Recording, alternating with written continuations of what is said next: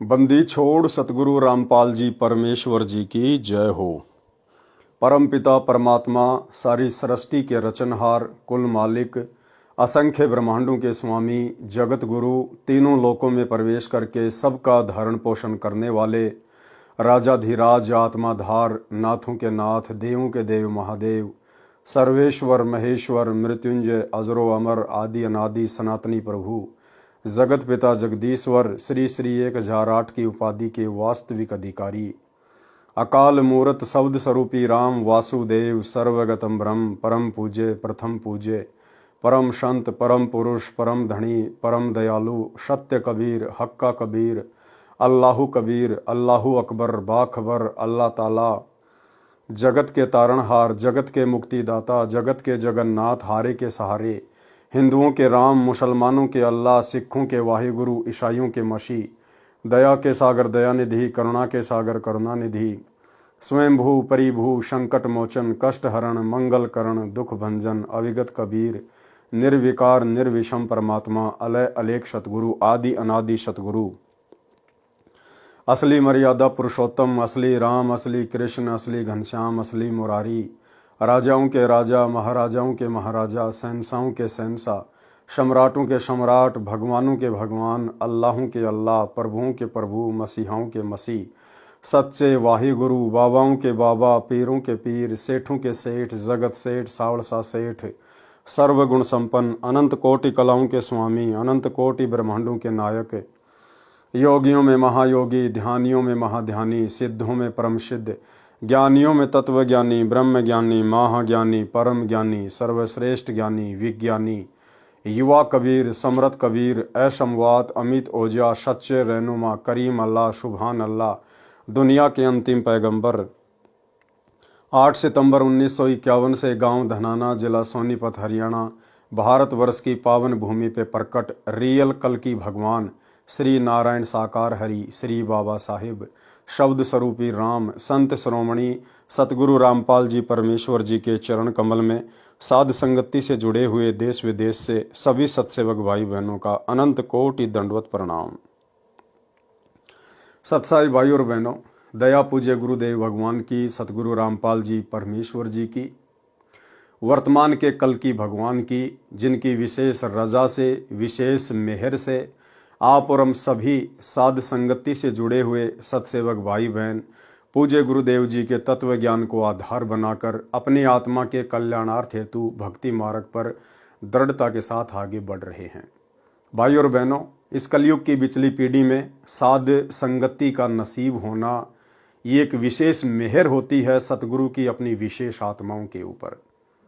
आप और हम सभी आत्माओं ने गुरुदेव भगवान की इस मेहर को इसी प्रकार से अंत तक मर्यादाओं में रहकर गुरु को इष्ट मानकर बनाए रखना है। भाई और बहनों, कबीर सागर के सरलार्थ के ऊपर वीडियो बनाने की जो श्रृंखला जारी थी, पूज्य गुरुदेव भगवान के आशीर्वाद से वो संपन्न हुई। लगभग 60 वीडियो कबीर सागर के सरलार्थ के ऊपर बने हैं। बहुत सारी बातें भक्ति मार्ग से संबंधित, जो बातें अभी तक सतगुरुदेव भगवान अपने सत्संगों में आप और हम तुच्छ जीवों की तुच्छ बुद्धि को देखते हुए नहीं कह पाए थे, वे सारी बातें गुरुदेव ने अपने कर कमल से कबीर सागर के सरलार्थ में पहले ही लिख दी थी। और जैसे ही समय आया तो गुरुदेव भगवान ने साध संगत वालों को निमित्त बनाकर उसके ऊपर वीडियो बनवाकर उन सभी गूढ़ रहस्यों को सार्वजनिक भी करवा दिया। और कबीर सागर के सरलार्थ के ऊपर बने 60 वीडियो देखकर आप और हम भगत भाई बहनों का विश्वास, हमारी दृढ़ता किस कदर भक्ति मार्ग पर बढ़ी है, आप और हम शब्दों में बयान भी नहीं कर सकते। जो भाई बहन अभी तक कबीर सागर के सरलार्थ के ऊपर बन चुके वीडियो नहीं देख पाए हैं, प्रार्थना है दास के Facebook page Pawan Das is live के ऊपर जाकर आप जी वीडियो जरूर देखें। उसके बाद भाई और बहनों, अब गुरुदेव भगवान ने और विशेष मेहर बख्शी है, दया बख्शी है, क्योंकि परमेश्वर तो यही चाहते हैं कि कलयुग की बिचली पीढ़ी में जिन जिन आत्माओं को मैंने चुन लिया है मोक्ष के लिए और साध संगति से जोड़कर जिनकी ट्रेनिंग हो रही है, उन आत्माओं को निरंतर दृढ़ ही करता रहूं। तो गुरुदेव ने दया बख्शी। अब उनके कर कमल से लिखित दूसरी पवित्र पुस्तक, पवित्र ग्रंथ मुक्ति बोध, जो लगभग 575 पेज की है, अब इसके ऊपर वीडियो बनाने की श्रृंखला शुरू हो चुकी है और मुक्ति बोध के ऊपर आज हमारा ये पहले नंबर का वीडियो है। इससे पहले भाई और बहनों, एक छोटी सी बात का दास जिक्र करना चाहेगा ताकि आप साध संगति से जुड़े हुए भगत भाई बहनों को विश्वास हो कि साध संगति के माध्यम से परमात्मा जो भी वीडियो बनवाते हैं, जो भी बातें कहलवाते हैं, वे पूर्णतया सत्य होती हैं, भले वे बातें आगे जाकर संगत में सार्वजनिक हों।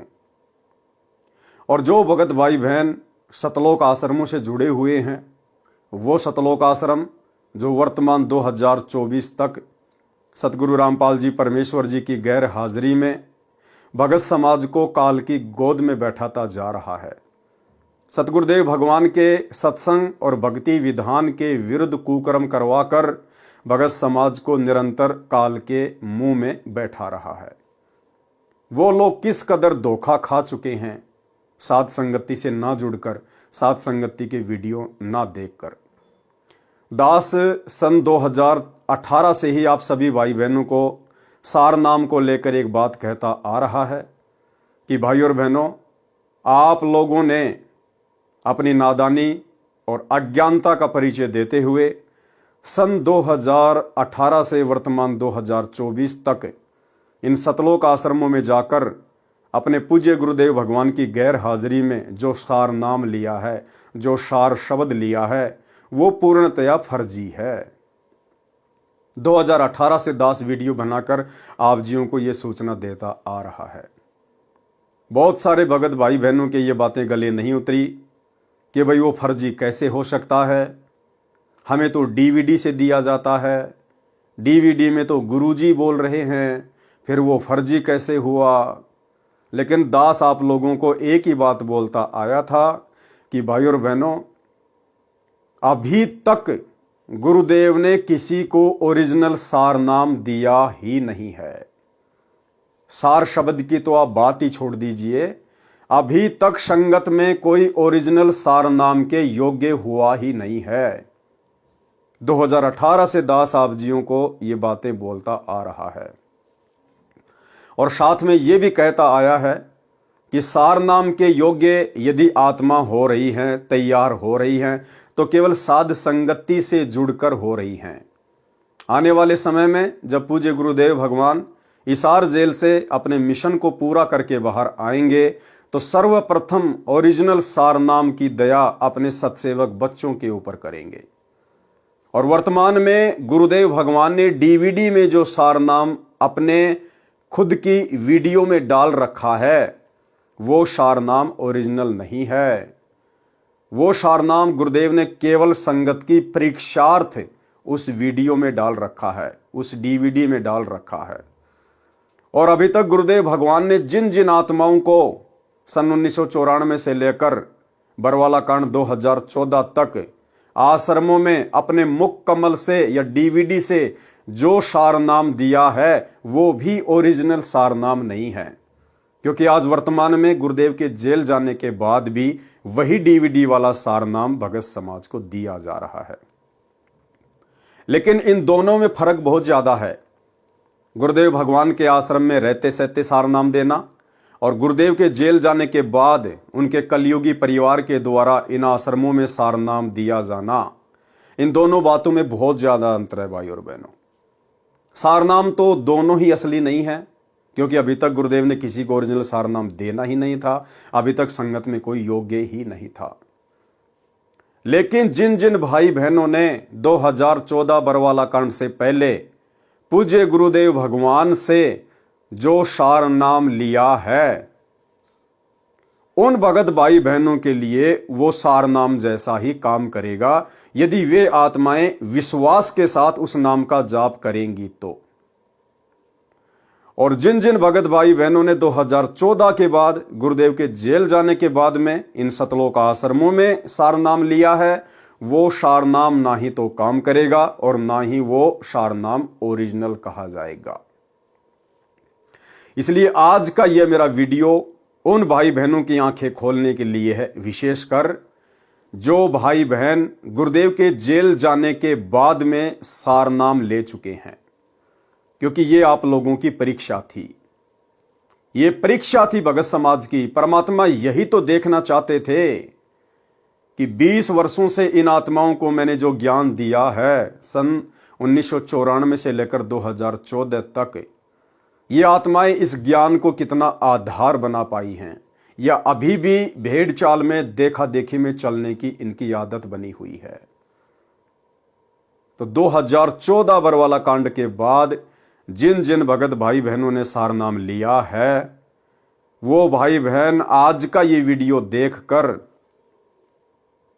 यदि आपको जरा भी अकल है, अगर जरा भी आपको गुरुदेव का तत्व ज्ञान समझ में आया है, आज ही और इसी वक्त वीडियो देखते ही पूज्य गुरुदेव भगवान से नाक रगड़कर अपने घर पर ही दंडवत प्रणाम करके क्षमा याचना मांग लेना और इस सारनाम के जाप को त्याग देना।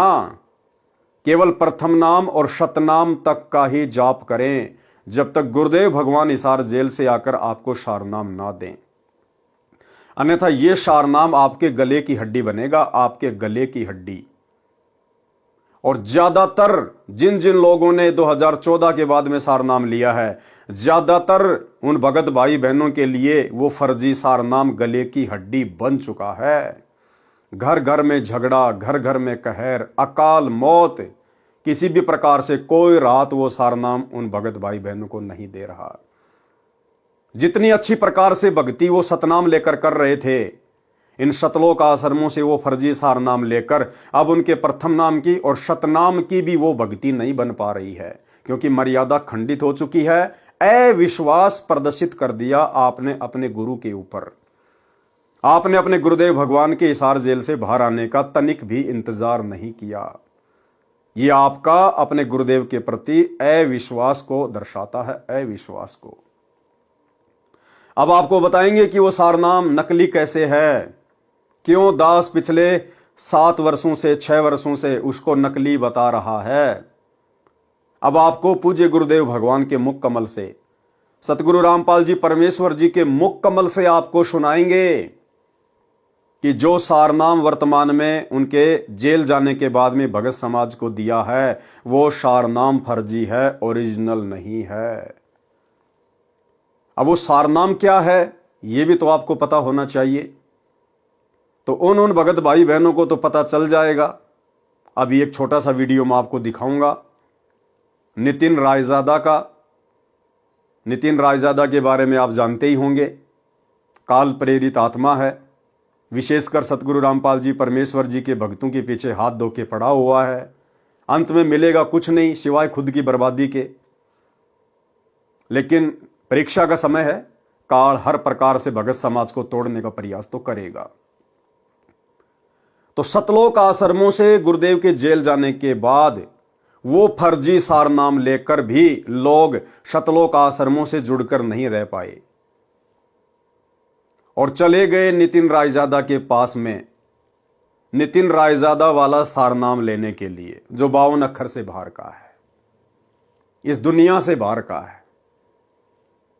और वहां जाके उन्होंने बताया कि संत रामपाल जी के आश्रमों में हमारे को ये सारनाम दिया जाता है। ये हैं वो 3 शब्द सारनाम के।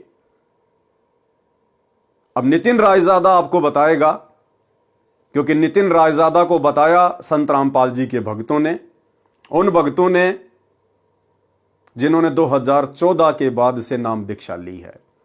और भाई और बहनों, 2014 के बाद जो लोग जुड़े हैं, दास पहले से कहता आ रहा है कि हम उनको भगत नहीं कह सकते, हम उनको संत रामपाल जी के भगत की कैटेगरी में खड़ा नहीं कर सकते, क्योंकि 2014 के बाद तो संत रामपाल जी जेल में चले गए। और उसके बाद से जिन जिन लोगों को नाम दीक्षा दी गई है डीवीडी से, ऑनलाइन या इन सतलोक आश्रमों में, ये मनमाना आचरण है, मनमुखी आचरण है गुरुदेव के कलयुगी परिवार का, केवल धार्मिक धंधे के लिए। और ये बात तो आप सबको पता है कि गुरुदेव के जेल जाने के बाद भगत समाज की परीक्षा चल रही है। 2014 से भगत समाज की परीक्षा चल रही है। तो भाई परीक्षा के समय में नए एडमिशन नहीं हुआ करते हैं, यह आप सबको पता है। जब स्कूलों में एग्जाम चल रहे होते हैं, परीक्षा चल रही होती हैं, तो नए एडमिशन स्वीकार्य नहीं होते हैं। और संत रामपाल जी के पंथ में यह परीक्षा उस समय तक चलेगी जब तक संत रामपाल जी हिसार जेल से बाहर नहीं आ जाते हैं। तो 2014 से परीक्षा जारी है और जब तक गुरुदेव भगवान हिसार जेल से बाहर नहीं आ जाते हैं तब तक यह परीक्षा जारी रहेगी। और भाई परीक्षा के समय में नए एडमिशन नहीं हुआ करते हैं, ये तो जबरदस्ती के एडमिशन लिए जा रहे हैं अपने धार्मिक धंधे के लिए, सतगुरु रामपाल जी के काल प्रेरित कलयुगी परिवार के द्वारा। लेकिन चलो जैसा भी है, परमात्मा कहते हैं जिन हरि जैसा सुमरिया ताको तैसा लाभ। जो भगत भाई बहन 2014 के बाद भी नाम दीक्षा लेकर और जिस प्रकार से मर्यादा में रहेंगे, जैसे भी उनके श्रद्धा भाव गुरुदेव के प्रति होंगे, वैसा लाभ उनको अवश्य मिलेगा। अन्य वो जो पूजा पाठ किया करते थे शास्त्र विरुद्ध, उससे तो सैकड़ों गुना अच्छा ही है कि वो इस भक्ति मार्ग पर लगे रहें। तो अब आपको मैं नितिन रायजादा का, जो कि पूरी तरह से आध्यात्मिक क्षेत्र में बावड़ी बूंच आदमी है, अध्यात्म का कै भी उसको पता नहीं है, काल प्रेरणा से केवल सतगुरु रामपाल जी के भक्तों को तोड़ने का प्रयास कर रहा है। और संत रामपाल जी भी यही चाहते थे, तभी तो वो हिसार जेल में जाके बैठे हैं। भगत समाज की परीक्षा शुरू हुई है कि इतना ज्ञान देने के बाद भी यदि मेरे भक्ति मार्ग में थोड़ा बहुत भी जो कचरा बचा हुआ है वो मेरे जेल से बाहर आने से पहले पहले बाहर निकल जाए तो बेहतर है। तो ये तो कचरा है, गंदगी है, इसको तो वैसे भी परमात्मा ने बाहर ही निकालना था, कारण चाहे कुछ भी बनाओ।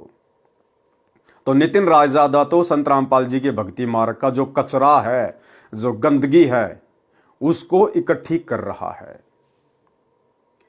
तो जो जो लोग इन सतलोक आश्रमों से सार नाम लेकर, सार शब्द लेकर, क्योंकि सार नाम सार शब्द जैसे ही आपने लिया सतलोक आश्रमों से गुरुदेव के जेल जाने के बाद, उसी समय आपकी मर्यादा टूट गई, क्योंकि आपने अपने गुरुदेव के ऊपर अविश्वास प्रकट कर दिया। और जैसे मर्यादा टूटी उसके बाद आपका हाल तो बुरा होना ही है, किसी का पहले, किसी का 2 दिन बाद में।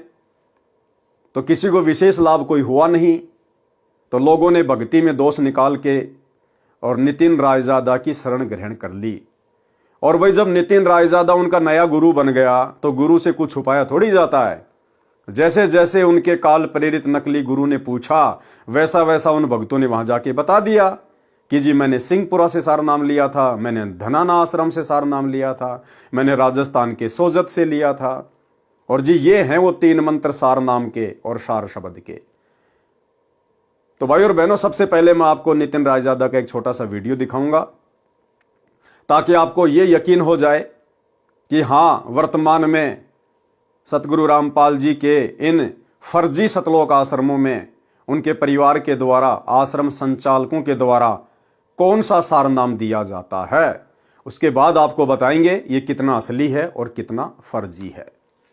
तो सबसे पहले आपको मैं एक वीडियो दिखाता हूं, आप इस वीडियो को ध्यान से देखिएगा भाई और बहनों। और मेरे द्वारा ये जो वीडियो चलाया जा रहा है, ये इस मूर्ख प्राणी की कोई जो है प्रसिद्धि के लिए नहीं चलाया जा रहा, केवल आप भगत भाई बहनों की आंखें खोलने के लिए, आपको सत्य से परिचित करवाने के लिए। तो क्या है वो सार नाम जो भक्तों ने जाकर फिर इसको बताया कि हमारे को डीवीडी से ये 3 मंत्र दिए गए हैं, आप ध्यान से देखिएगा। और एक जमाना ऐसा था जब ये बिल्कुल डंके की चोट पे कहते थे कि सच्चा गुरु वो होता है जो 3 बार में नाम देता है, 3 बार में नाम देने वाला पूर्ण गुरु होता है। और आज इन लोग की ऐसी हालत हो गई है कि मेरे 10 बार पूछने पर भी ये लिख नहीं सकते कि मेरे गुरुजी कितनी बार में नाम दीक्षा देते। देखो एक बार फिर आ गया मैसेज चंद्रभान जी का, कह रहे हैं संत रामपाल जी महाराज 3 बार में नाम दीक्षा देते हैं जैसा गीता में लिखा है। आओ तुम्हें गिनवा देते हैं। अब ऊंट पहाड़ के नीचे आ ही गया है तो उसको उसकी ऊंचाई दिखाई देते हैं। आ जाओ। जब आप पहली बार दीक्षा लेने जाते हो तो आपको वहां पर क्या नाम मिलता है? सत सुकृत अविगत कबीर ओम ओम ओम ओम कलिंग कलिंग कलिंग कलिंग हरिंग हरिंग हरिंग हरिंग श्रिंग श्रिंग श्रिंग सों सों। ये होगी पहली दीक्षा। अब दूसरी दीक्षा क्या होती है वहां पे, जब आप 4 महीने के बाद जाते हो, सबसे पहले 4 महीने क्या करना है, 4 हाजिरियां लगानी है। कहां पर? हिसार जेल में, जहां पर पुलिस वालों के डंडे बरसेंगे आपके ऊपर। बढ़िया से निशान चिपके होने चाहिए। जब आप जाके दिखाओगे कि हाँ देखो मैं डंडे खा के आया हूं, तब आपको दूसरी दीक्षा मिलेगी। जब आप वहां जाके दिखाते हो कि हाँ मैंने देखो मेरे पीठ पे डंडों के निशान देखो, मेरे पिछवाड़े पे डंडे के निशान देखो, तब आप समझ जाओ कि अब आपको दूसरी दीक्षा मिलेगी। और दूसरी दीक्षा में क्या मिलेगी, क्योंकि आप डंडे खा के जब भागे हो वहां पे, तो आपकी सांस चढ़ी है, बहुत ज्यादा सांस चढ़ती है, तो आपको श्वासों पे ही दीक्षा मिल जाती है कि जल्दी ज्यादा सांस आ रही जा रही, तो इस पे जल्दी जल्दी ओम सोहम रटो, तो आपका नाम जल्दी जल्दी चलेगा, भक्ति जल्दी पूरी होगी। तो जब श्वास तो जब सांस आपकी बाहर निकलती है, तो आपने ओम बोलना है मन में श्वासों पे। और जब आपकी सांस बाहर निकलेगी तब ओम बोलना है, और जब आपकी सांस अंदर जाएगी तो सोहम करना है।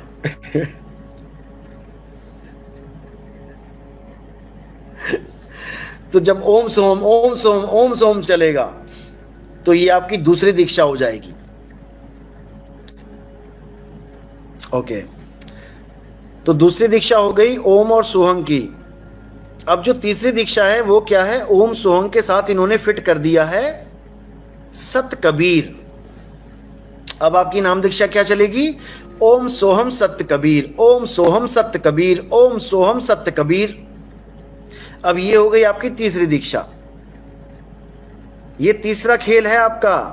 अब इसके बाद आपको दीक्षा नहीं मिलनी चाहिए, लेकिन आपसे दोबारा से एक फॉर्म और भरवाया जाता है। ये जो तीसरी दीक्षा मिली है इसका क्या नाम है, और दूसरी दीक्षा जो मिली उसका क्या नाम है, वो भी समझ लो। जो प्रथम दीक्षा मिली वो तो आपको पहली दीक्षा मिल गई, देवी देवताओं के नाम। जो दूसरी ओम सोहम की दीक्षा मिली वो है सतनाम, रामपाल जी का डुप्लीकेट सतनाम। और जो तीसरी दीक्षा मिली वो क्या है, वो है सार नाम। सार नाम में भी खेल खत्म नहीं हुआ अभी ये दीक्षाओं का। तीसरी दीक्षा के बाद आपको एक और फॉर्म भरवाया जाता है जिसको कहते हैं सार शब्द। अब सार शब्द में क्या देते हैं ये लोग, अच्छे से समझ लो। जो ओम सोहंग सत्य कबीर, ओम सोहंग सत्य कबीर चल रहा है, उसमें केवल आ का डंडा जोड़ देना है। क्योंकि वहां जेल के बाहर डंडे खा के आए हो ना, पहली दीक्षा के बाद डंडा जोड़ा गया ना, पहली दीक्षा के बाद भी डंडा जोड़ा जाता है और तीसरी दीक्षा के बाद भी डंडा ही जोड़ा जाता है।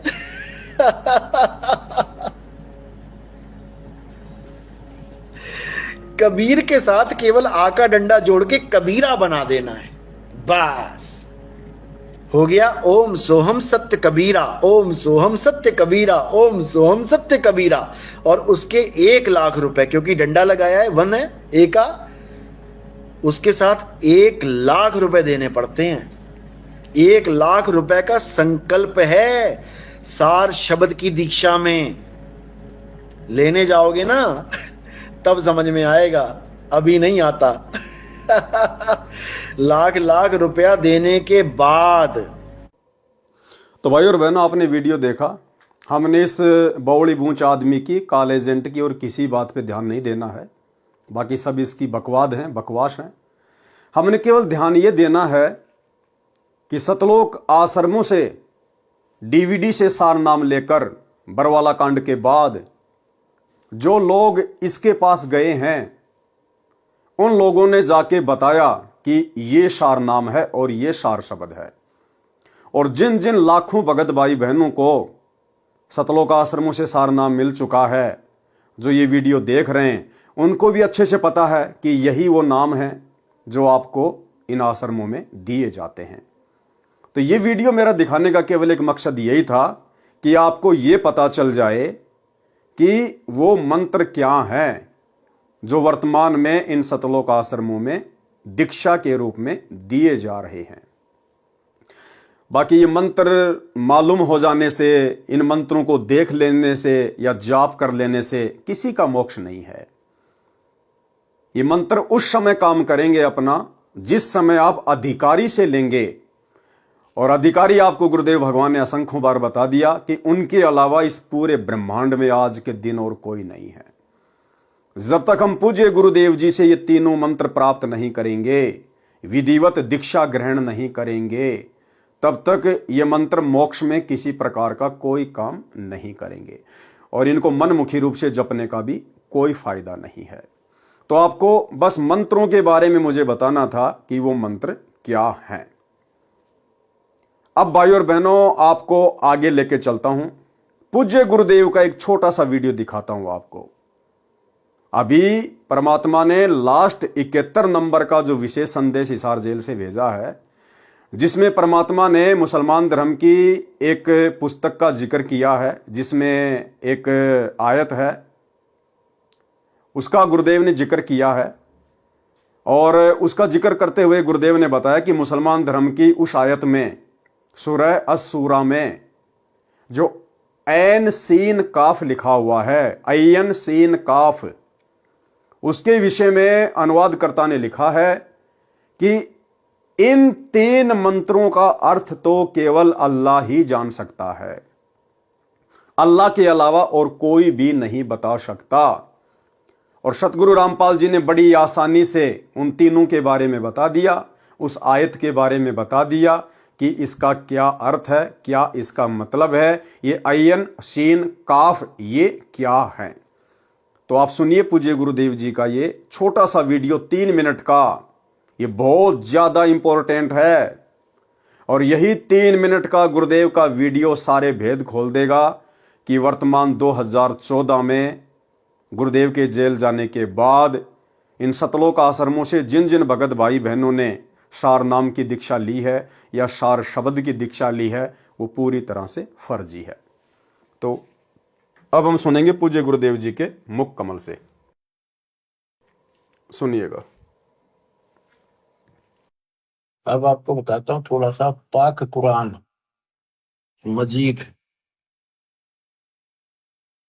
देखो इसमें क्या बताया है, एक चैप्टर है, उसका नाम है अस सूरा और संख्या नंबर है 42, यानी सूरत अस सूरा 42 आयत नंबर, श्लोक नंबर 1-2। आयत नंबर 1 पर प्रथम में लिखा है आ मीम। आ माने है, मीम माने मैं, है और मैं, ये 2 अक्षर अलग अलग, जैसे क ख ए, ऐसे है और मैं। फिर दूसरी आयत में लिखा है एन सीन काफ। जैसे हम पंजाबी सीखा करते थे, चौथी कक्षा शुरू हो जाती थी पहले पंजाबी, पंजाब ज्वाइंट था, हरियाणा और पंजाब एक थे। तो पंजाबी की हम जब वर्णमाला सीखा करते थे तो कहते थे कक्खा गग्गा दद्दा गग्गा ईड़ा ऊड़ा सस्सा मम्मा, यानी कक्खा क, गग्गा ग, तथा तय, गद्दा दय। तो कक्खा गग्गा क ख ग ऐसे सीखना पड़ता है। तो एन का अर्थ है ए, सीन का अर्थ है से, काफ का अर्थ है क। ये वर्णमाला है अरबी की, एन ए, सीन से, काफ क, ए से क। इसके अनुवादकर्ता ने, पाक कुरान के अनुवादकर्ताओं ने ये लिखकर छोड़ दिया है कि इन 2 आयतों का अर्थ तो अल्लाह ही जान सकता है। पाक कुरान के अनुवादकर्ताओं ने ये लिखकर छोड़ दिया है कि इन 2 आयतों का अर्थ तो अल्लाह ही जान सकता है। पाक कुरान के अनुवादकर्ताओं ने ये लिखकर छोड़ दिया है कि इन 2 आयतों का अर्थ तो अल्लाह ही जान सकता है और कोई नहीं। अब एक चीज भाई और बहनों आगे ध्यान से सुनना, गुरुदेव भगवान ने ऐन सीन काफ के बारे में बताया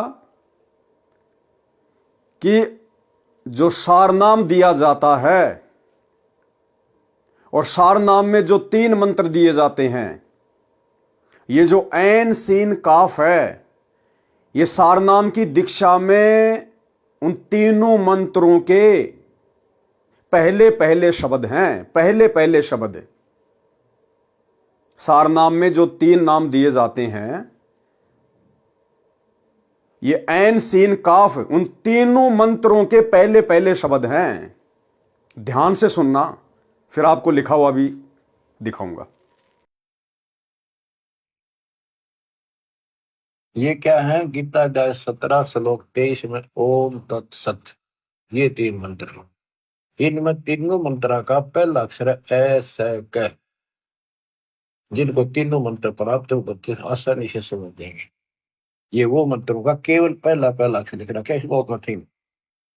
तो ऐसे कहते के हासिल होना था, ओम तत्सत से क्या हासिल होना था, अब इसकी एब्रीविएशन निकली सारी। अब इसको सारे से विस्तार से करा। तो भाई और बहनों, आपने देख लिया, गुरुदेव भगवान ने अपने मुख कमल से कह दिया कि ये जो ऐन सीन काफ है, ऐसे क, ऐन सीन काफ, सारनाम में जो 3 मंत्र दिए जाते हैं, उन तीनों मंत्रों के ये पहले पहले अक्षर हैं, ऐ से क, ऐन सीन काफ। और सारनाम क्या दिया जाता है इन सतलोक आश्रमों में, वो आपने नितिन रायजादा से अभी देख लिया है। अब भाई और बहनों, आपको आसानी से समझ में आएगा कि वर्तमान में गुरुदेव के जेल जाने के बाद जो सारनाम की दीक्षा दी जा रही है, ये असली सारनाम है या फर्जी सारनाम है। अब आपको दिखाते हैं भाई और बहनों, ध्यान से देखिएगा। ये दास ने एक चार्ट बनाया है। सबसे पहले तो ये वही सुर है असुरा 42, ये हा और मीम, जिसका अर्थ गुरुदेव ने बता दिया है और मैं। दूसरा ये अयन सीन कफ, ये हैं वो 3 नाम, ऐन सीन कफ, अयन सीन कफ। अब गुरुदेव ने क्या बताया, ये ऐन सीन काफ क्या है, अयन सीन काफ, कि आपको जो सारनाम की दीक्षा दी जाती है, उन तीनों मंत्रों के ये पहले पहले अक्षर हैं, पहले पहले अक्षर। तो सारनाम आपने नितिन रायजादा के मुंह से सुनी लिया है, हमारे भगत भाई बहनों ने जा जा के उनको बता ही दिया है, और वर्तमान में जो लोग इसका जाप भी कर रहे हैं उनको भी अच्छे से पता है। तो ये है वो सारनाम जो आपने नितिन रायजादा से सुना, जो वर्तमान में इन आश्रमों में दिया जाता है। और गुरुदेव ने क्या बताया, ये जो ऐन सीन काफ है, इन तीनों मंत्रों के ये पहले पहले शब्द हैं। तो देखिए, हम देखते हैं। तो अयन, तो सबसे पहले ओम है, तो बिल्कुल मैच कर रहा है, ए बिल्कुल मैच कर गया। दूसरा जो सारनाम में जो मंत्र दिया जाता है, वो आप सभी भाई बहन समझ गए होंगे, मैं अपने मुंह से यहां पे नहीं बोलना चाहूंगा। तो ये जो सीन है, अब इससे मेल करेंगे तो बिल्कुल इसका जो पहला अक्षर है वो मेल कर रहा है, बिल्कुल कर रहा है। तीसरा है ये सत्य कबीर। अब भाइयों और बहनों, यहां तीसरा है काफ, लेकिन यहां मेल नहीं कर रहा है।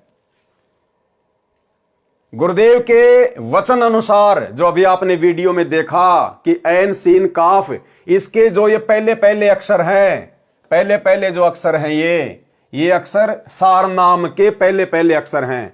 तो भाई ये जो अयन है, इसका पहला अक्षर मिल गया, सीन का भी पहला अक्षर मिल गया, लेकिन भाई ये जो है कफ, इसका पहला अक्षर मेल नहीं खा रहा है। इसका है कफ कै और यहां है स, ये मेल नहीं खा रहा है। जबकि गुरुदेव के वचन अनुसार तो ये मेल खाना चाहिए।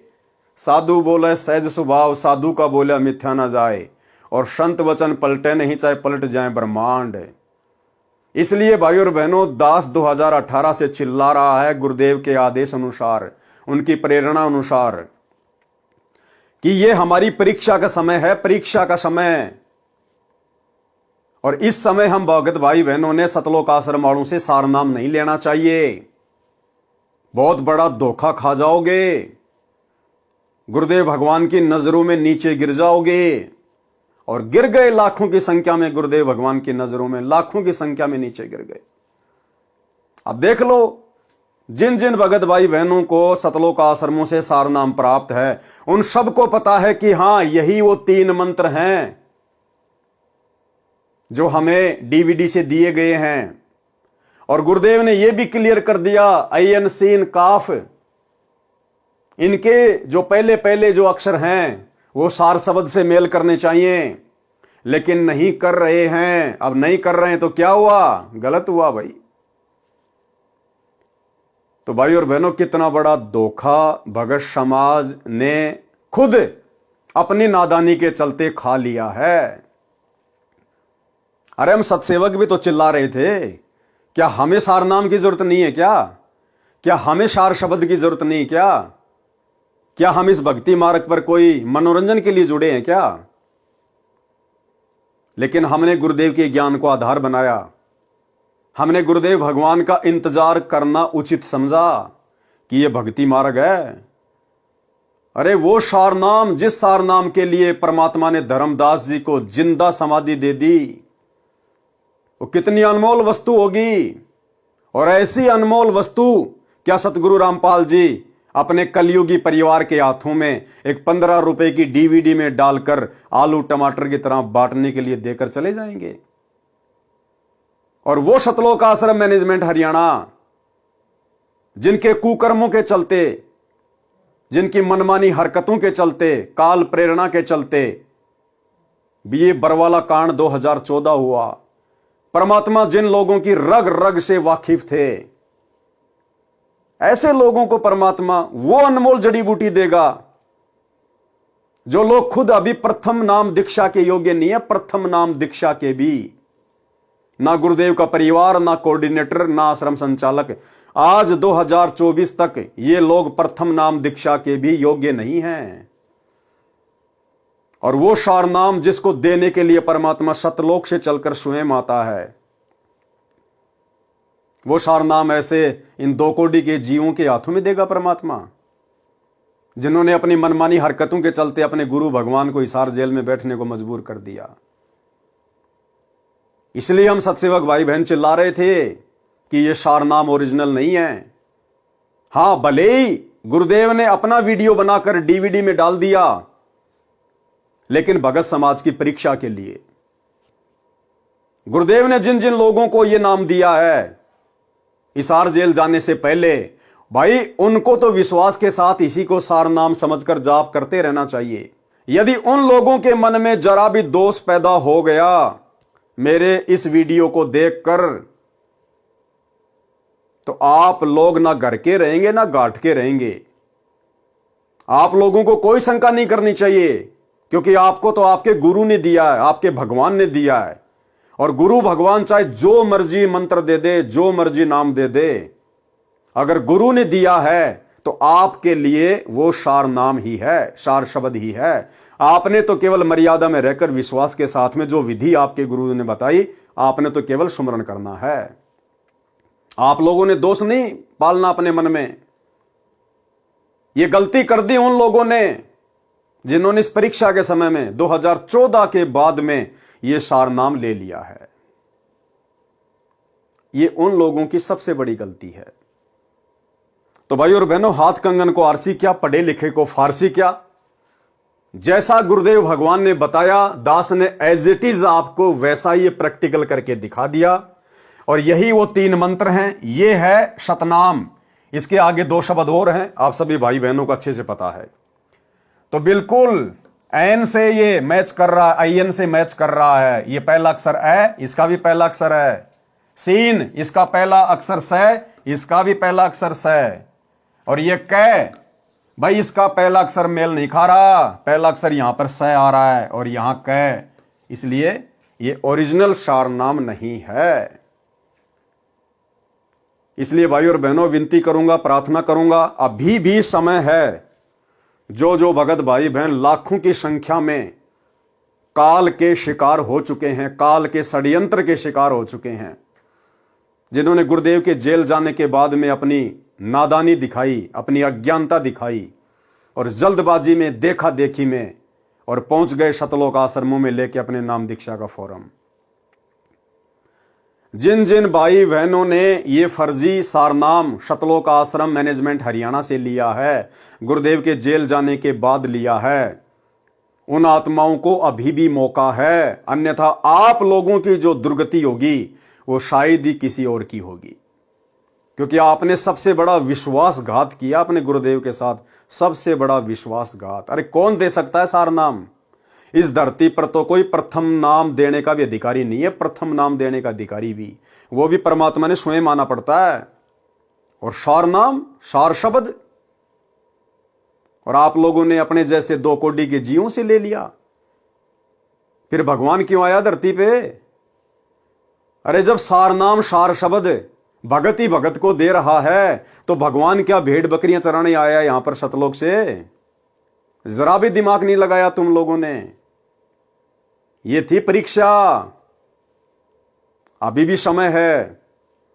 गुरुदेव भगवान से नाक रगड़ रगड़ के अगर बात समझ में आई है तो अपने घर पर ही नाक रगड़ रगड़ के गुरुदेव से समायाचना कीजिए, रो रो के, कि परमात्मा नादान हूं, ये बंदी छोड़, 2 कोड़ी का तुच्छ जीव हूं मालिक, क्षमा करना, पापी आत्मा हूं, बंदी छोड़, बहुत बड़ी गलती हो गई, आगे से ध्यान रखूंगा परमात्मा, और आज ही मैं इस सार नाम का जाप करना छोड़ रहा हूं, केवल प्रथम नाम और शतनाम का ही स्मरण करूंगा।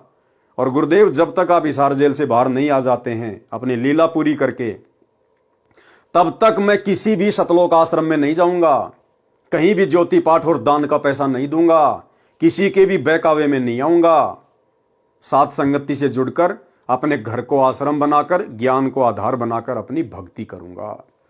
हो सकता है परमात्मा आपकी सुन ले, बाकी दूसरा कोई चारा नहीं है। भाई और बहनों, गलतफहमी में ना रहना। हवा निकल गई है हजारों की संख्या में उन भगत भाई बहनों की, दुर्गतियां हो रही हैं जिन्होंने ये फर्जी सार नाम ले लिए। तो ये आप लोगों को दिखाना था, उम्मीद करूंगा बात समझ में आ गई होगी।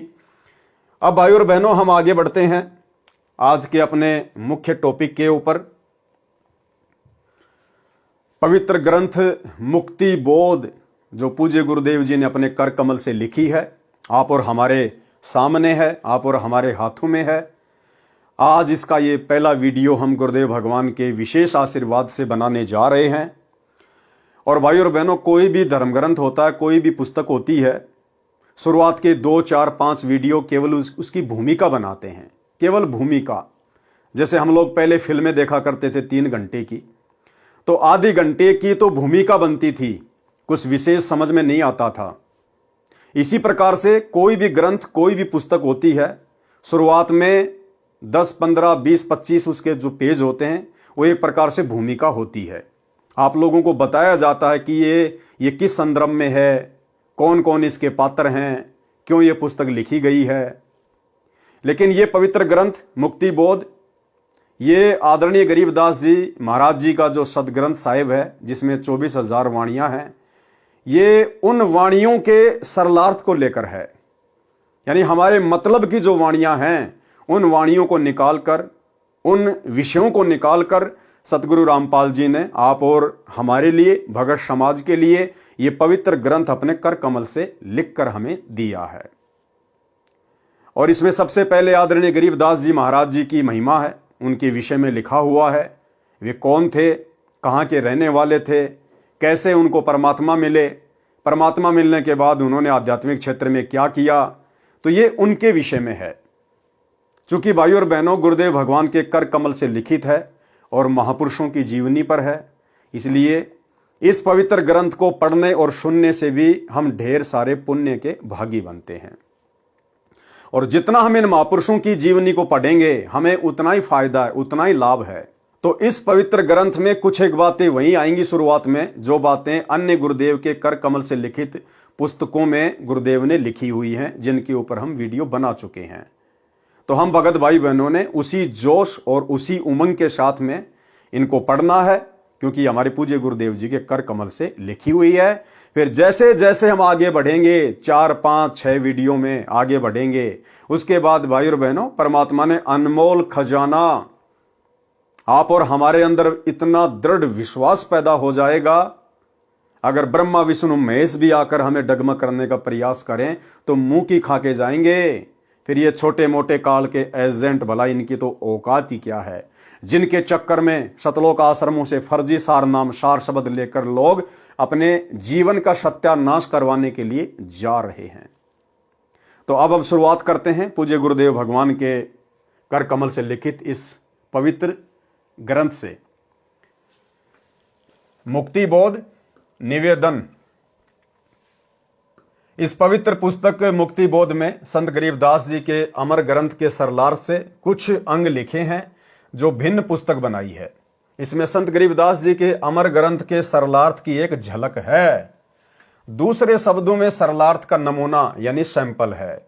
जैसे कुएं से एक बाल्टी जल निकालकर उसे पीकर जांचा जाता है कि मीठा है या खारा है।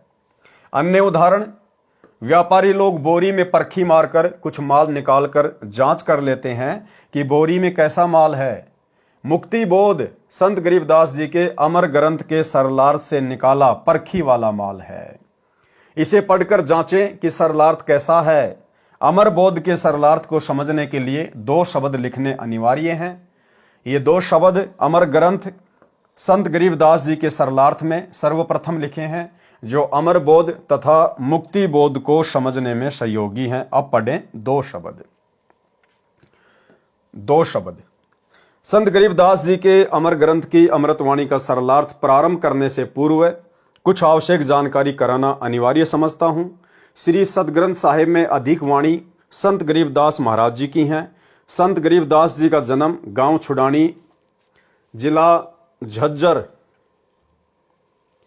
हरियाणा प्रांत में सन 1717 विक्रमी संवत 1774 में हुआ। गांव छुडानी में गरीबदास जी महाराज का नानका है। ये गांव करोथा, जिला रोहतक, हरियाणा के रहने वाले धनखड़ गोत्र के थे। इनके पिता श्री बलराम जी का विवाह गांव छुडानी में श्री शिवलाल सिहाग की बेटी रानी देवी से हुआ था। श्री शिवलाल जी का कोई पुत्र नहीं था, इसलिए श्री बलराम जी को घर जमाई रख लिया था।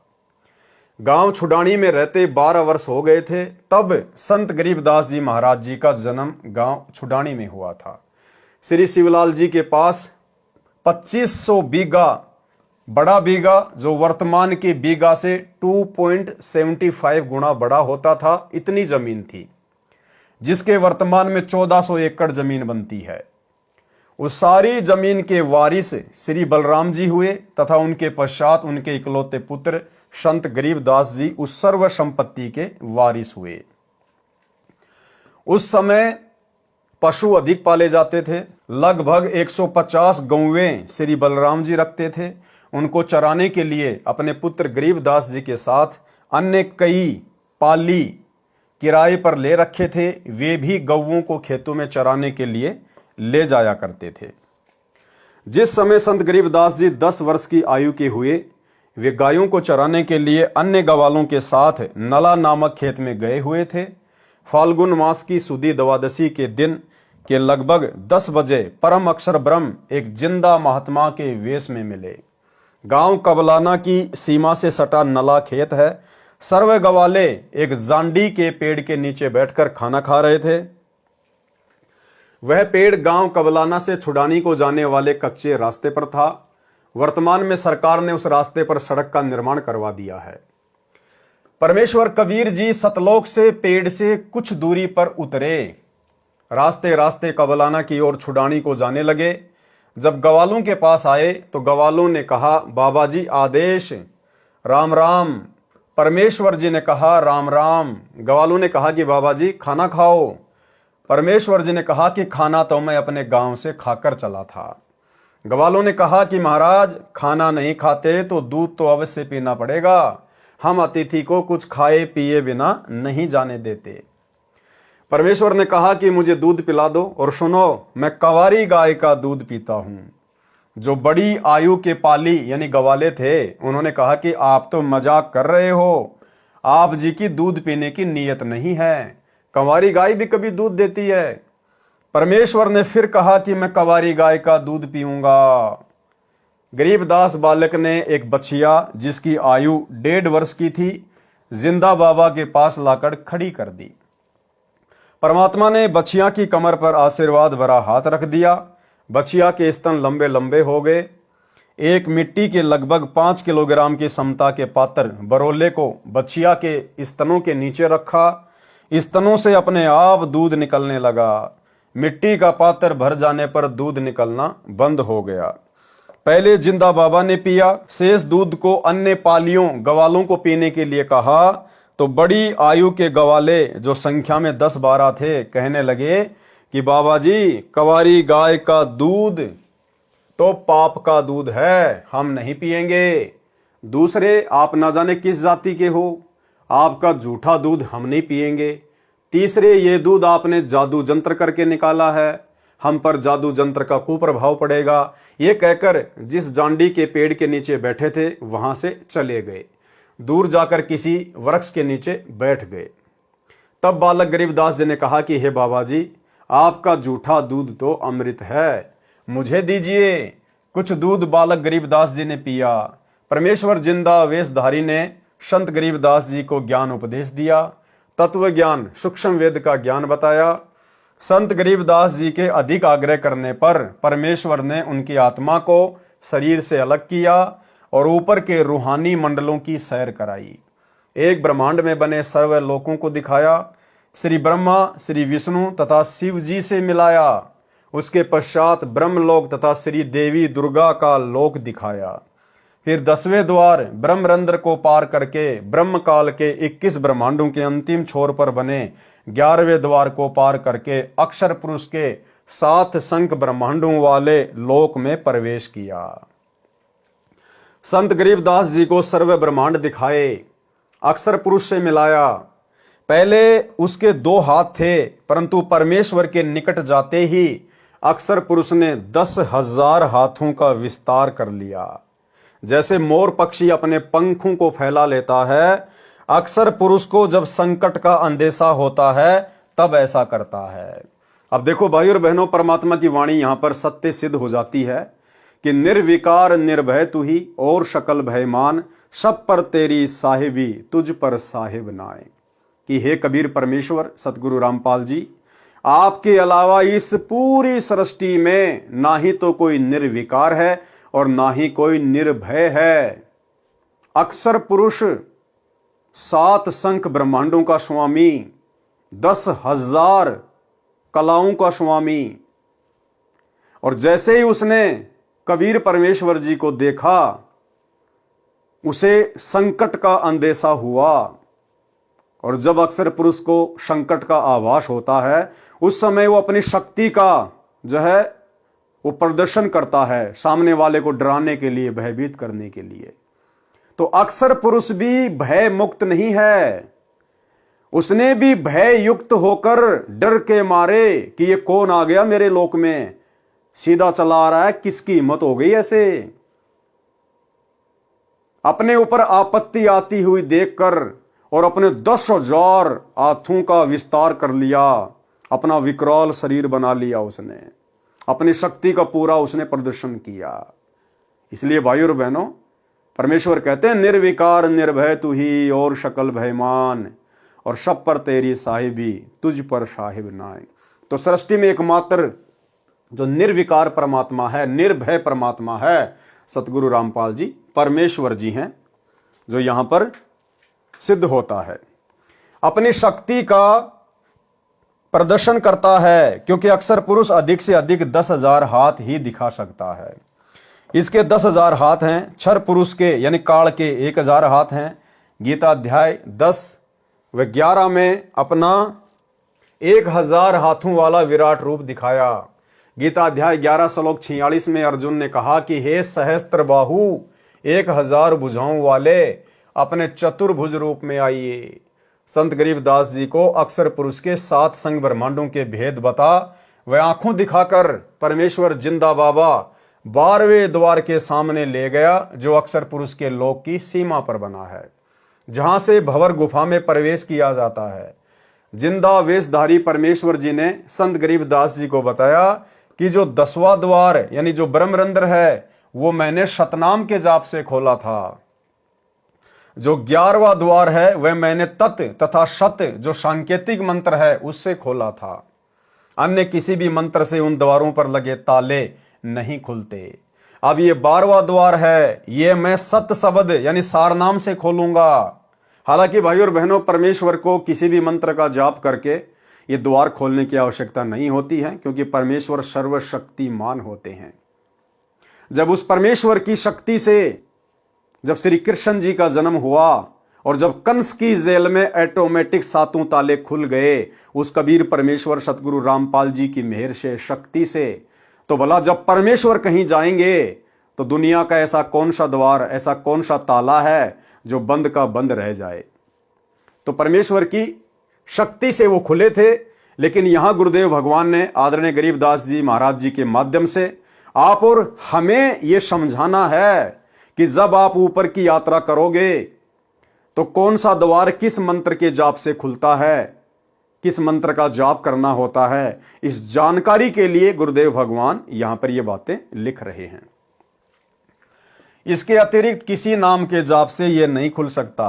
तब परमात्मा ने मन ही मन में सार नाम का जाप किया, 12वां द्वार खुल गया और परमेश्वर जिंदा रूप में तथा संत गरीबदास जी की आत्मा भंवर गुफा में प्रवेश कर गए।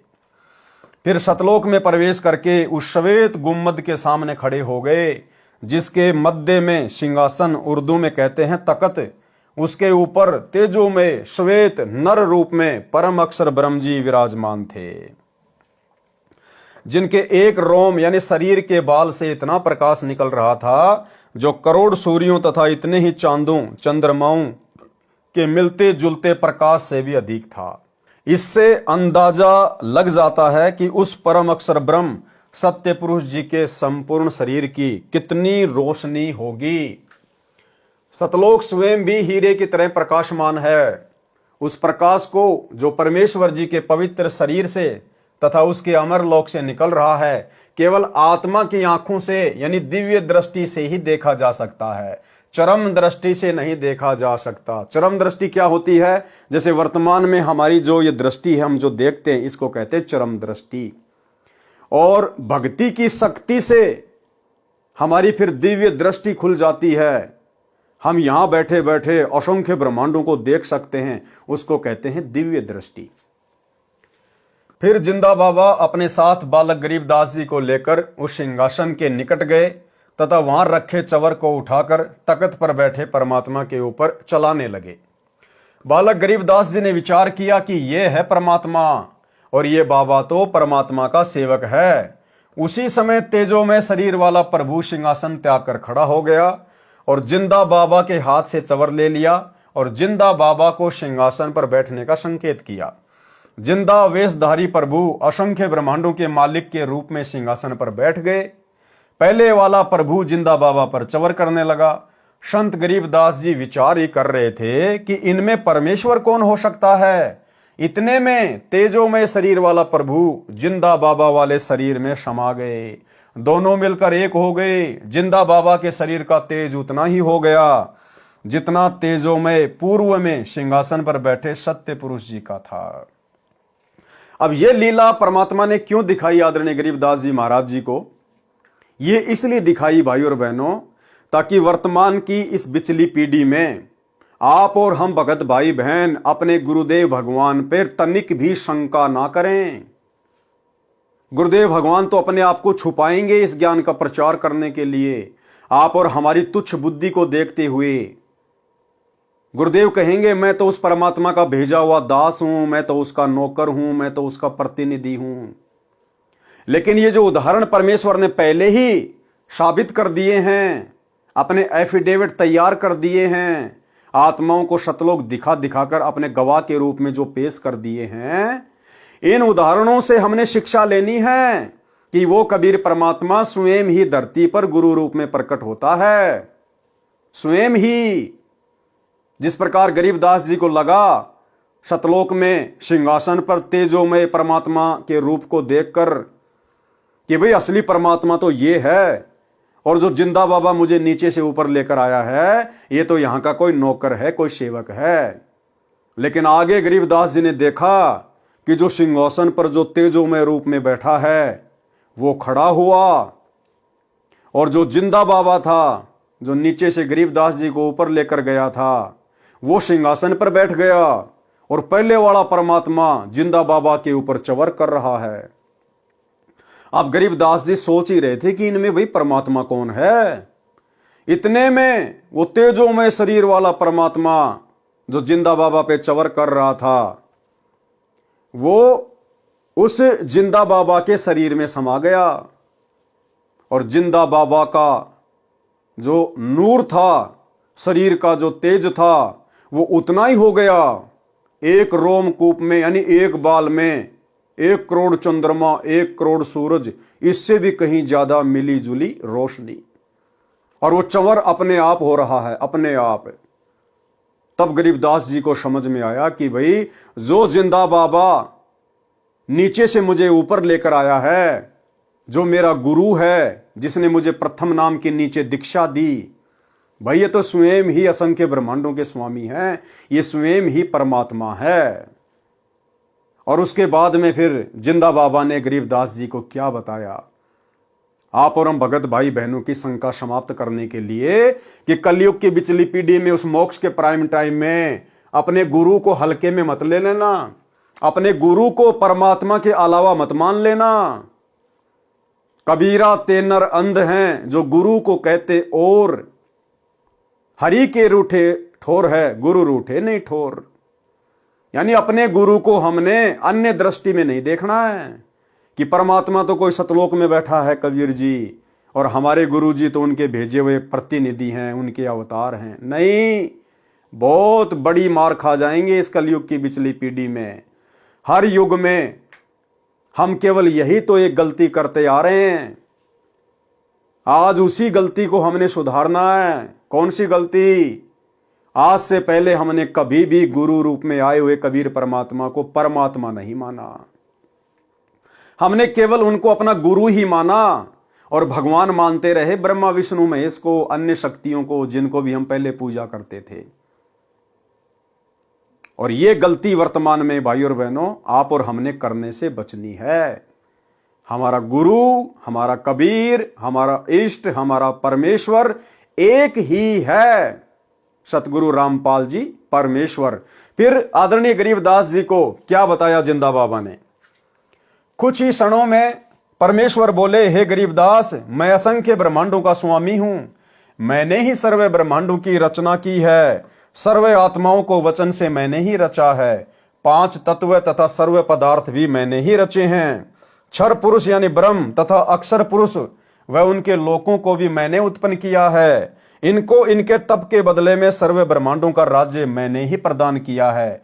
मैं 120 वर्ष तक पृथ्वी पर कबीर नाम से जुलाही की भूमिका करके आया हूं। तब गरीबदास जी को समझ में आया कि भाई ये तो खाली गुरु नहीं, ये तो सब कुछ है। गुरु भी यही, सतगुरु भी यही और सत्य पुरुष भी यही। और वर्तमान में भाई और बहनों आप और हमें कैसे विश्वास हो? विश्वास तो देखो हमने ज्ञान से करना पड़ेगा। बाकी हमारे विश्वास को और अधिक दृढ़ करने के लिए बहुत सारे भगत भाई बहनों के इंटरव्यू हैं, जिनको सतगुरु रामपाल जी परमेश्वर सतलोक लेकर गए, उनकी आत्मा को शरीर से निकाल कर लेके गए। जैसे गरीबदास जी की आत्मा को परमात्मा लेकर गए थे, इसी प्रकार असंख्य भक्तों को सतगुरु रामपाल जी परमेश्वर उसी विधि से सतलोक लेकर गए, हमें विश्वास दिलाने के लिए।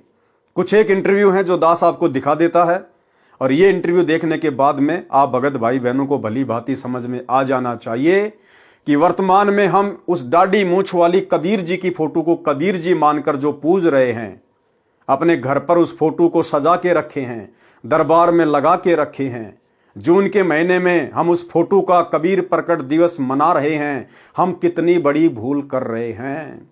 हम अपने गुरु को कबीर क्यों नहीं मान पा रहे? तो ये 2-3 इंटरव्यू छोटे छोटे हैं, जैसे ही आप इनको सुनोगे हो सकता है आपको विश्वास हो जाए।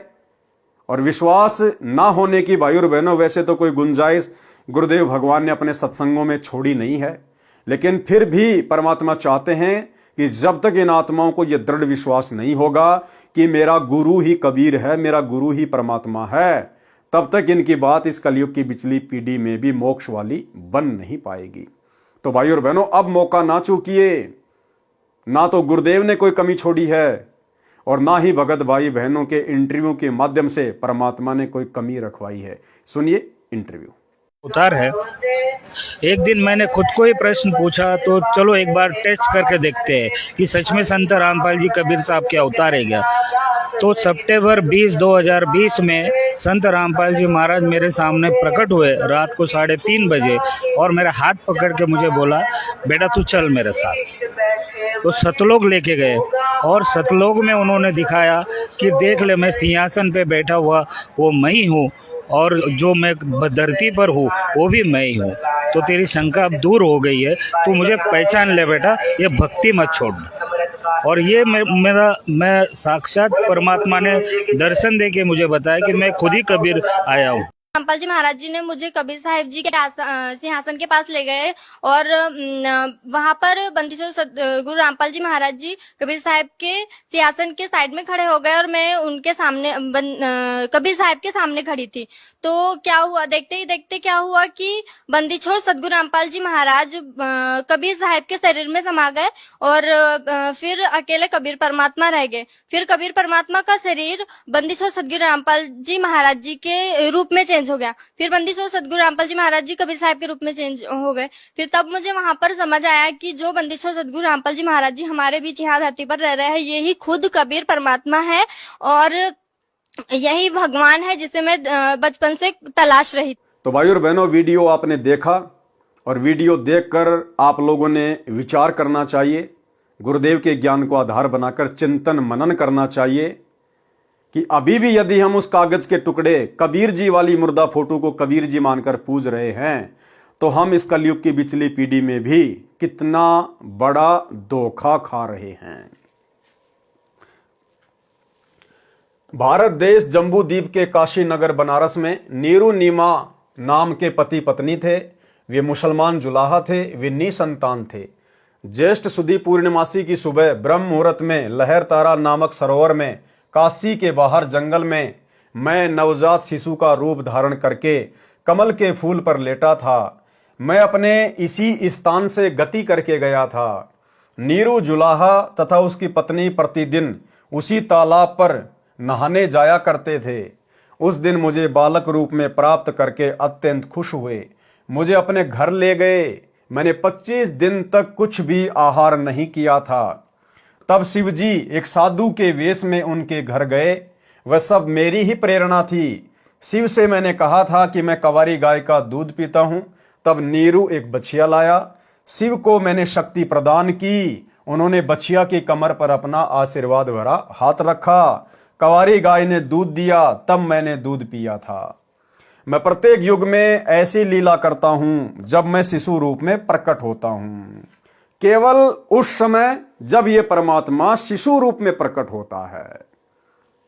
और भाई और बहनों, प्रत्येक युग की शुरुआत में सतयुग, त्रेता, द्वापर और कलयुग, प्रत्येक युग की शुरुआत में परमात्मा इस प्रकार की लीला करते हैं।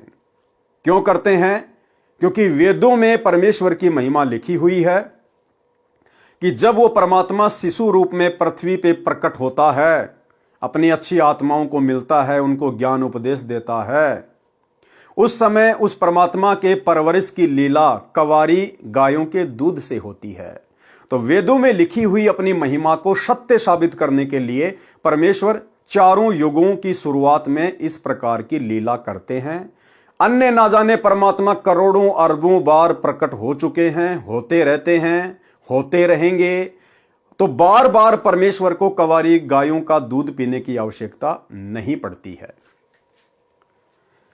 तब कंवारी गायों से मेरी परवरिश की लीला हुआ करती है। हे गरीबदास, चारों वेद मेरी महिमा का गुणगान करते हैं।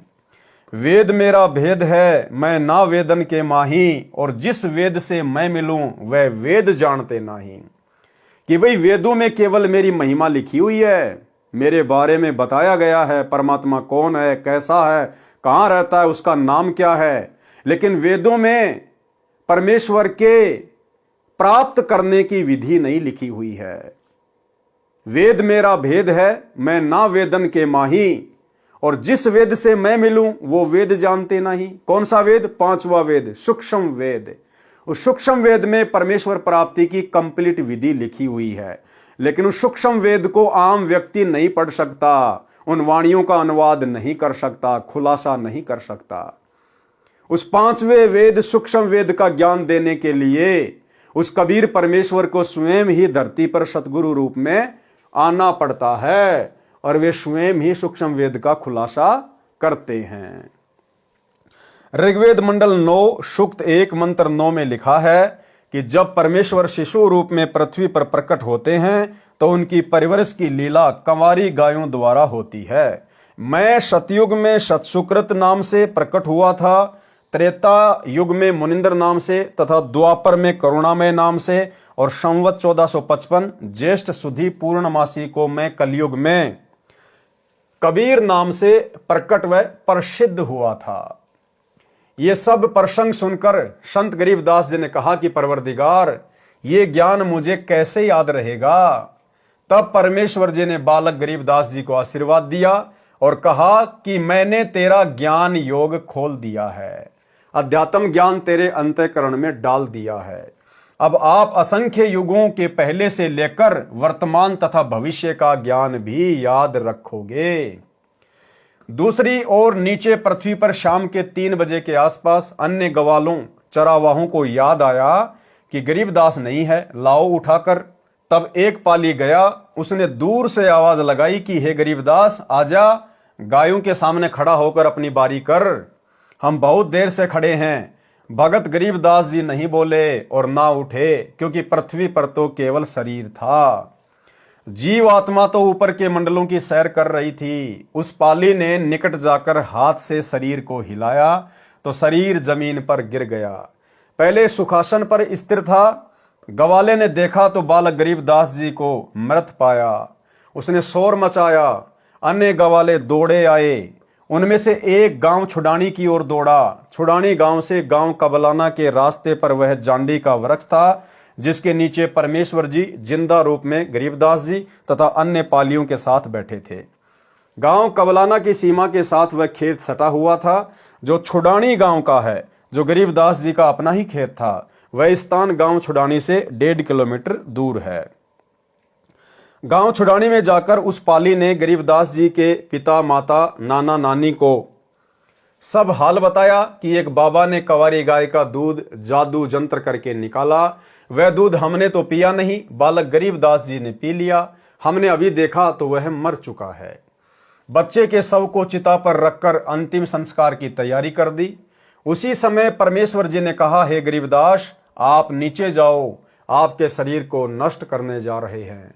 संत गरीबदास जी ने नीचे देखा तो ये पृथ्वी लोक सत्यलोक की तुलना में नरक लोक के समान दिखाई दे रहा था। संत गरीबदास जी ने कहा, हे प्रभु, मुझे नीचे मत भेजो, यहीं पर रख लो। और एक सत्संग में भाइयों और बहनों पूज्य गुरुदेव जी ने बताया, सतलोक की तुलना इस गंदे पृथ्वी लोक से की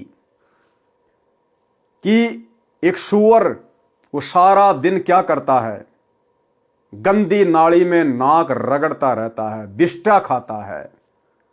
और उस सूअर की आत्मा को यदि एक दिन के लिए किसी राष्ट्रपति या प्रधानमंत्री के शरीर में प्रवेश करा दिया जाए और सारा दिन वो क्या क्या सुख भोगेगा, 5 स्टार होटल में खाना खाएगा, एरोप्लेन में यात्रा करेगा, दुनिया भर की सिक्योरिटी होगी, दुनिया भर के नौकर होंगे, और शाम को उसे कहा जाए कि हे जीवात्मा, अब आप राष्ट्रपति के शरीर को त्याग कर वापस अपने सूअर वाले शरीर में जाएं, तो भाई और बहनों, क्या वो आत्मा वापस सूअर के शरीर में जाने को सहर्ष तैयार हो जाएगी?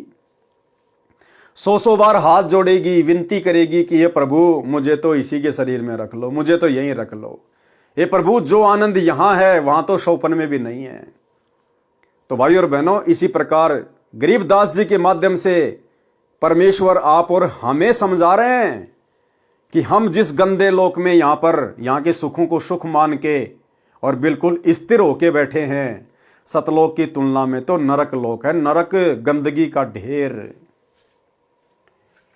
संत गरीबदास जी ने कहा, हे प्रभु, मुझे नीचे मत भेजो, यहीं पर रख लो। तब सत्य पुरुष कबीर जी ने कहा कि आप पहले भक्ति करोगे, जो साधना मैं तुझे बताऊंगा उस भक्ति की कमाई यानी शक्ति से फिर यहां स्थायी यानी परमानेंट स्थान प्राप्त करोगे। सामने देख, वह तेरा महल है जो खाली पड़ा है, सर्व खाद्य पदार्थ भरे पड़े हैं।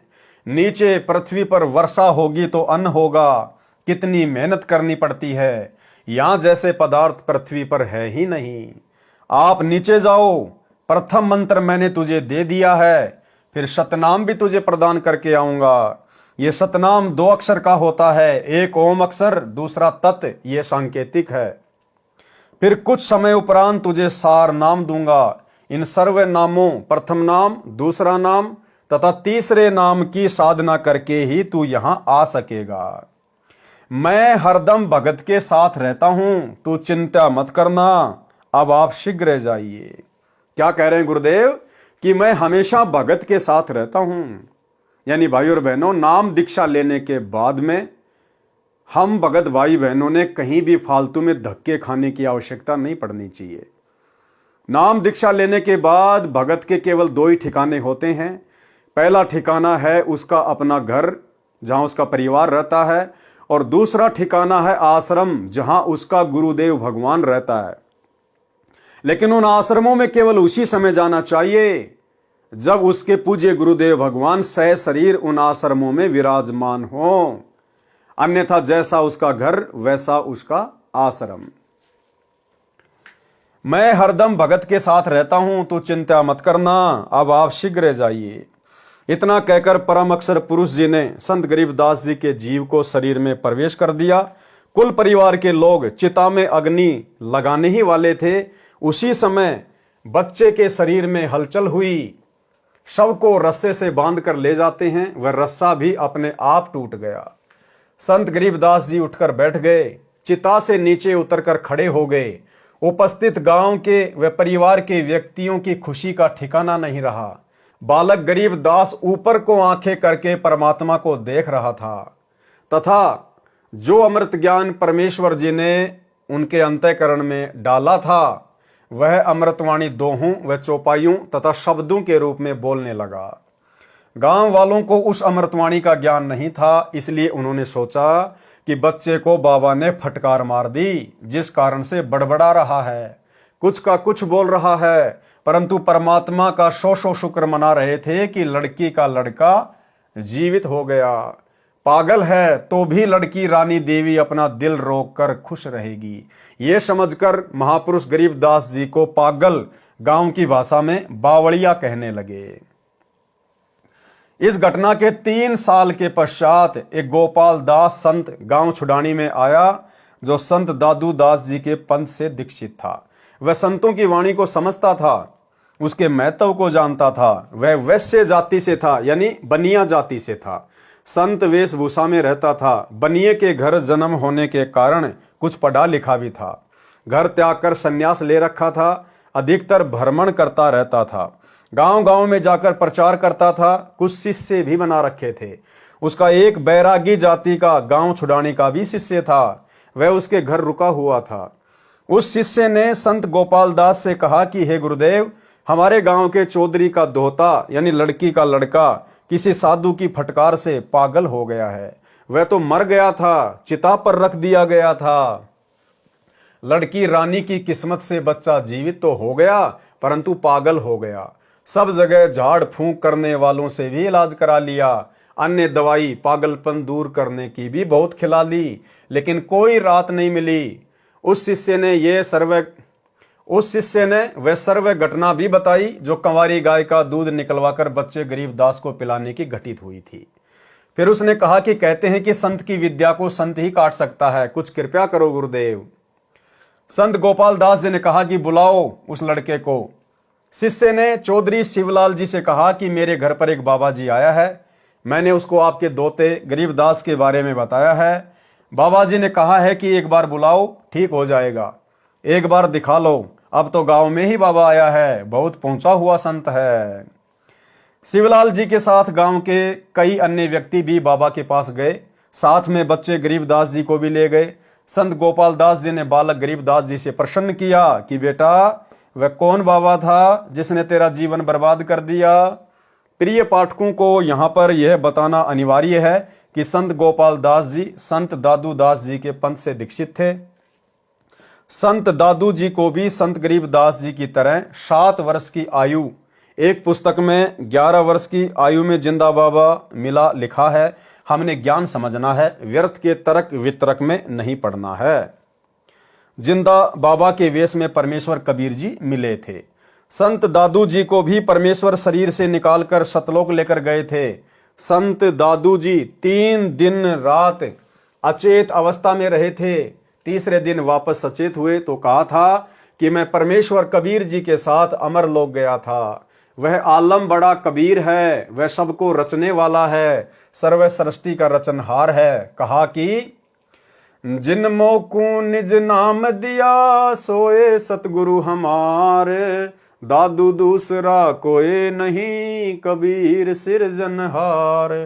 दादू नाम कबीर की जय कोई ले वह ओट, उनको कबू लागे नहीं काल बजर की चोट। अब ही तेरी सब मिटे काल कर्म की पीर, श्वास उसास सुमर ले दादू नाम कबीर। केहरी नाम कबीर का विषम काल गजराज, दादू भजन परताप से भाग सुनत आवाज। इस प्रकार दादू जी के ग्रंथ में वाणी लिखी है। गोपाल दास इस बात को जानता था कि दादू जी को बूढ़ा बाबा के रूप में परमात्मा मिला था। दादू जी मुसलमान तेली था, इसलिए मुसलमान समाज कबीर का अर्थ बड़ा करता है, जिस कारण से काशी वाले जुलाहे कबीर को नहीं मानते। दादू पंथी कहते हैं कि कबीर का अर्थ बड़ा भगवान, अल्लाहु कबीर, अल्लाह अकबीर है। इसी प्रकार श्री नानक देव जी सुल्तानपुर शहर के पास बह रही बेई नदी में स्नान करने गए। परमात्मा जिंदा बाबा के रूप में उस समय मिले थे। उनको भी 3 दिन तक अपने साथ रखा था। सचखंड यानी सतलोक लेकर गए थे, फिर वापस छोड़ा था। एक अब्राहिम सुल्तान अधम नाम का बलक बुखारे शहर का राजा था, इराक देश का रहने वाला था। उसको भी परमात्मा जिंदा बाबा के रूप में मिले थे। उसका भी उद्धार कबीर परमेश्वर जी ने किया था। संत गोपाल दास ने बच्चे गरीबदास जी से प्रश्न किया था कि तेरे को कौन बाबा मिला था जिसने तेरा जीवन बर्बाद कर दिया।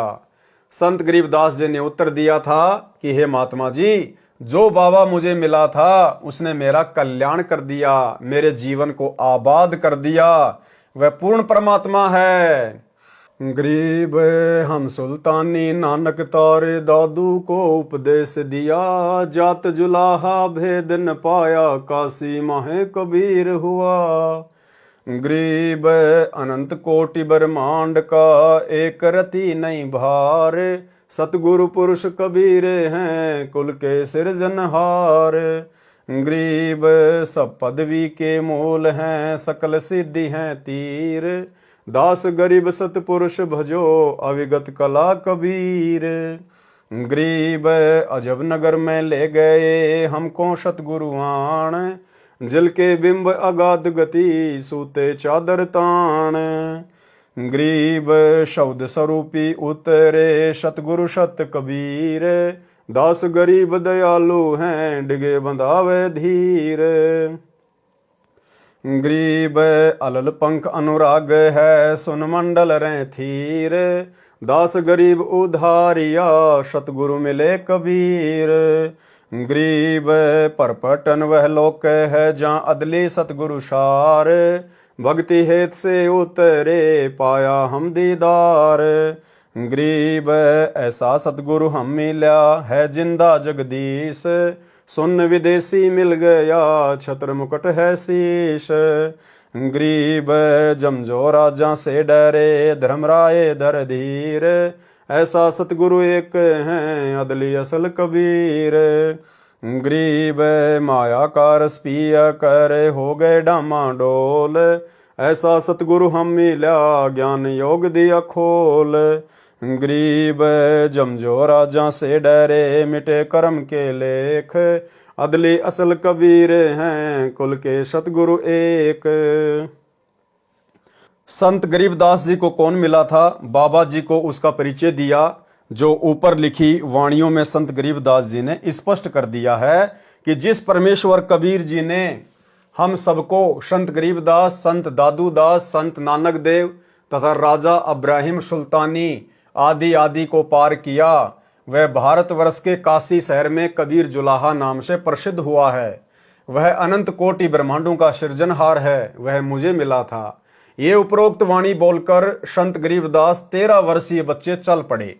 संत गोपाल दास जी समझ गए कि यह कोई सामान्य बच्चा नहीं है, ये तो परमात्मा से मिला है, ऐसी अमृतवाणी बोल रहा है, इस वाणी को लिखना चाहिए।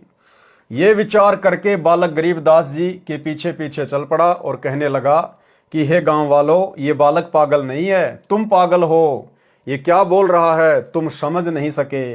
मुझे पता चला है ये बच्चा तो अवतार है प्रभु का, इसको तो जिंदा बाबा के रूप में स्वयं भगवान मिले थे।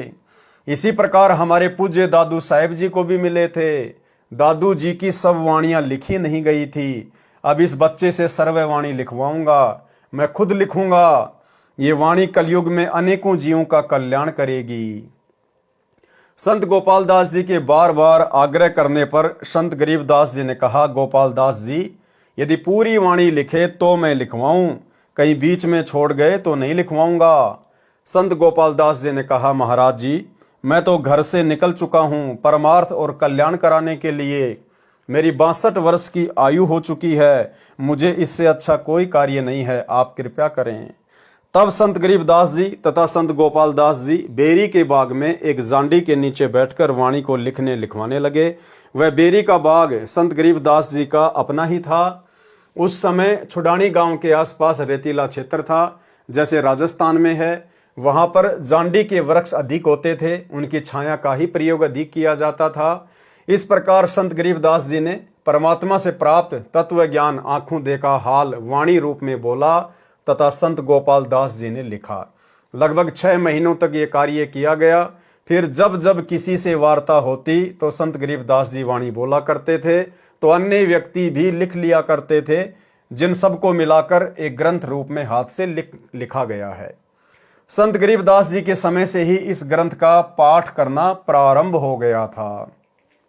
अब देखो भाई और बहनों, क्या कह रहे हैं परमात्मा कि संत गरीबदास जी के समय से ही, यानी लगभग 300 वर्ष पहले ही इस अमर ग्रंथ का पाठ शुरू हो चुका था। लेकिन आज तक कोई भी संत, साधु, महात्मा, भगत, चाहे वो गरीबदास पंथ से संबंधित हों, आज तक इस सदग्रंथ साहिब का खुलासा नहीं कर पाया, इन वाणियों का अनुवाद नहीं कर पाया। केवल पाठ ही करते रहे, वाणियां ही बोलते रहे, लेकिन अनुवाद आज तक कोई नहीं कर पाया, क्योंकि अनुवाद तो स्वयं लिखने वाले ने ही करना था। अनुवाद तो स्वयं पूर्ण ब्रह्म परमेश्वर कबीर देव ने ही करना था। तो लिखने वाला भी गरीबदास जी के रूप में स्वयं कबीर परमात्मा ही था।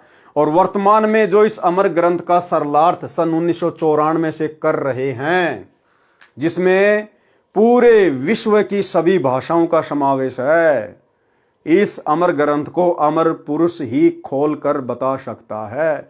तो वे अमर पुरुष आज स्वयं धरती पर 8 सितंबर 1951 से सतगुरु रामपाल जी के रूप में प्रकट हैं, और जिन्होंने अपनी वाणी के अनुसार कि जब आवे 5500 पांचा तब ये वचन मेरा होगा साचा, 5000 और 500 जब कलयुग बीत जाए, महापुरुष फरमान तब जग तारन को आए।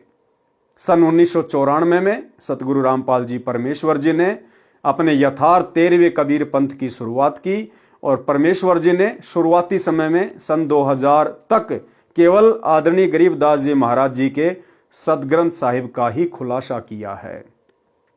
जब आप जिंद सत्संग 1997 में, रोहतक सत्संग, काठमंडी सत्संग जब आप ये सुनेंगे तो आपको पता चलेगा कि सन 1994 से लेकर सन 2000 तक सतगुरु रामपाल जी परमेश्वर जी ने आदरणीय गरीबदास जी महाराज जी के सदग्रंथ को आधार बनाकर ही सत्संग किए थे। संत गरीबदास जी के समय से ही इस ग्रंथ का पाठ करना प्रारंभ हो गया था।